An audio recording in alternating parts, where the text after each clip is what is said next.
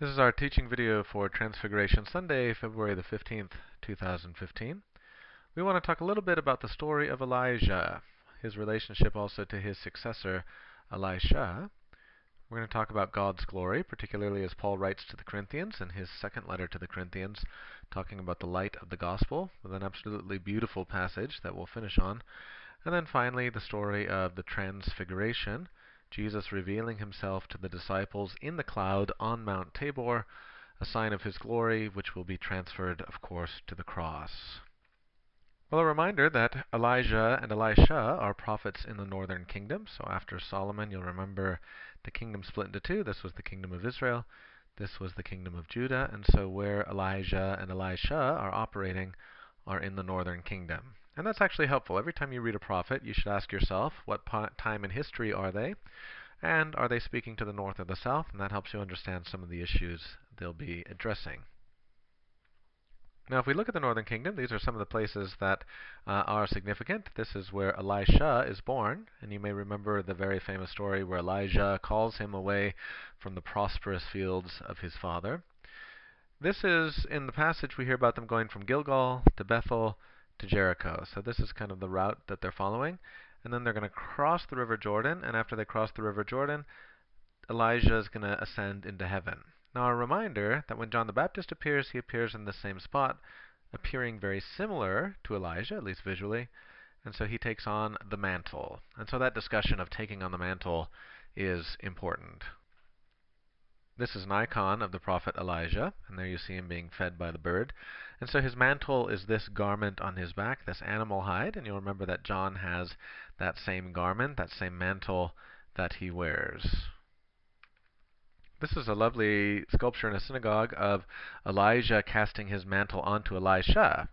And so here we see Elijah embracing Elisha, and putting on the mantle signifies a couple things. One is it's an embracing of Elisha, and it's really almost an adopting of Elisha. And in fact, one of the details I want you to pay attention to in the reading on Sunday is Elisha asks for a double portion of Elijah's spirit.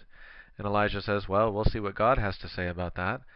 But the asking for a double portion, the double portion in an inheritance, was the right of an eldest son. So if you had 5 sons that you were breaking your inheritance up among, the older son would get 2 portions, and the rest would get a single portion. So when he asks for that double portion, he's acknowledging the special relationship he has to Elijah, not just as a disciple, but also as an adopted son. Another aspect, of course, is that when he takes on the mantle, he takes on the prophetic office and will be Elijah's successor, which we see happening in the next chapters in Kings. Now, the next thing we want to talk about is God's glory. Now, glory is not just the shining of light or a kind of celebrity.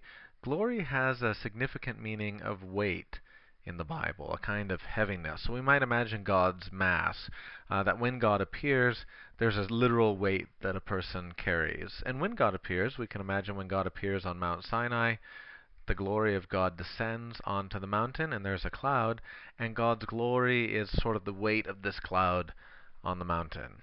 Now, one of the things that St. Paul will mention to the Corinthians is he talks about mind blindness. And that's kind of an interesting idea. Mind blindness, meaning that when God's light shines and gives us a particular kind of knowledge, our mind is blind, in the same way that when our eyes are blind, they simply are not receptors to light. Well, the same thing, Paul says, can happen to our minds, where our minds are not receptive to the light that God gives. And of course, mind blindness for Paul is in relationship to the glory of the gospel. So he's not just talking about the experience of Mount Sinai, or as we'll see, also Mount Tabor, where Jesus appears to the disciples in the cloud. But now we're talking about the veil that appears on the minds of people who do not see the light that comes from the gospel. So the people who stood on Mount Sinai could see the light on the mountain. The disciples who go to Tabor with Jesus can see the light inside the cloud.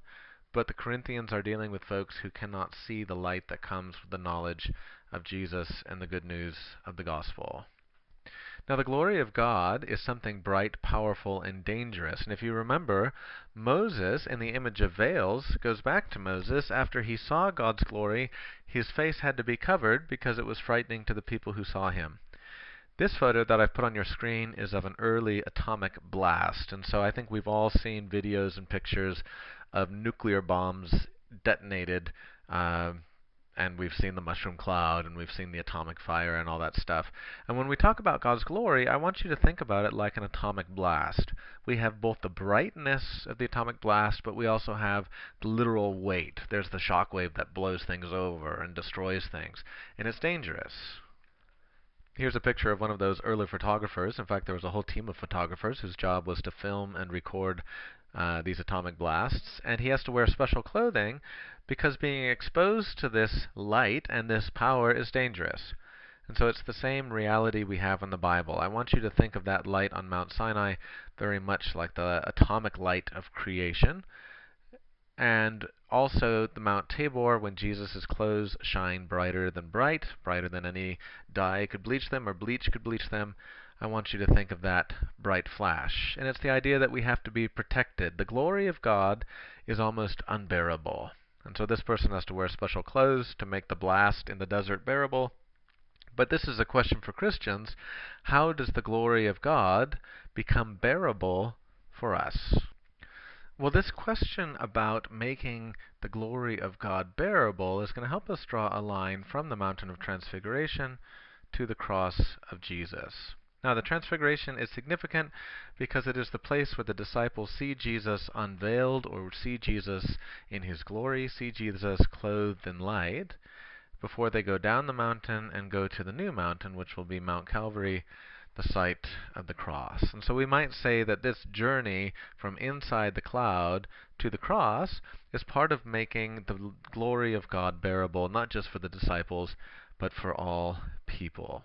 Rather than having to be protected from being irradiated from God's glory, now in fact the glory of God will be revealed in an unlikely place, which is, of course, the grave. Now this is where we want to draw again the two mountains, one of Sinai and one of Tabor, because the two of them have a connectivity as well before we get to the third mountain, which is Mount Calvary, the mountain of the cross. So here we have, if you remember, the glory that appears, that kind of atomic fire, and the only person that goes into the cloud is Moses. There are a few elders who go up with Moses on the mountain, but most people stay down here around the perimeter of the mountain because this is the only safe place for them to stand, very much like people in an atomic blast having to stay away at a certain distance. Well, now, when we get to Mount Tabor, the disciples are not at the base of the mountain, though some of them are. Now Jesus brings James, Peter, and John into the cloud. They get to go inside the glory, inside the light, to see the face of God, very much like Moses. And there they see Jesus, Moses, and Elijah. So we have Elijah from our first reading, the great prophet. We have Moses, the giver of the law, and a voice says, "This is my Son, the beloved, in whom I am well pleased." And we could draw more connections to Jesus' baptism, which was the beginning of Epiphany, and also finally the cross, where the centurion says, "This is my Son, the beloved, in whom I am well pleased." It is no surprise that when the centurion says that, the curtain in the temple tears, and this space that separates us from the unbearable glory of God has been removed. And so in the same way, the disciples come on the inside to see God face to face, which had been Moses' prayer on Sinai. So now, because of Jesus' work on the cross, we can see God face to face, and the glory of God becomes bearable because of this new sign and gift of the crucifixion and resurrection. And we might say the glory of God now is indelibly and eternally connected to the glory of the resurrected face. Well, as kind of a final note, I would like to just leave you with this verse from 2 Corinthians, which is a beautiful verse. "For God, who said, 'Let the light shine out of darkness,' made his light shine in our hearts to give us the light of the knowledge of the glory of God in the face of Christ." So there's a lot in there. We have God who's speaking at creation, "Let light shine out in the darkness." This same God has made light shine in our hearts. And now this phrase is my favorite, "to give us the light of the knowledge of the glory of God in the face of Christ." So the glory of God is revealed to us in the face of Jesus. So now if you want to see God's glory, it's no longer on the cloud of the mountain, but in the face of Jesus. And God has given us the light of the knowledge of the glory. So sometimes people talked in the old days, St. Augustine, for example, about this light of knowledge being like the light that comes from the sun. Everything that we see outside, the trees, the grass, the leaves, the weather, the mountains, all of that is made possible through the light that reflects off it from the sun. And so now God has given us a special light that allows us to know. Not only to know, but to love. And so this knowledge is actually the kind of biblical knowledge which is not just sort of intellectual cataloging, but a kind of holy intimacy. And this is the intimacy God shares with us as we travel with the disciples to the Mountain of Transfiguration this Sunday.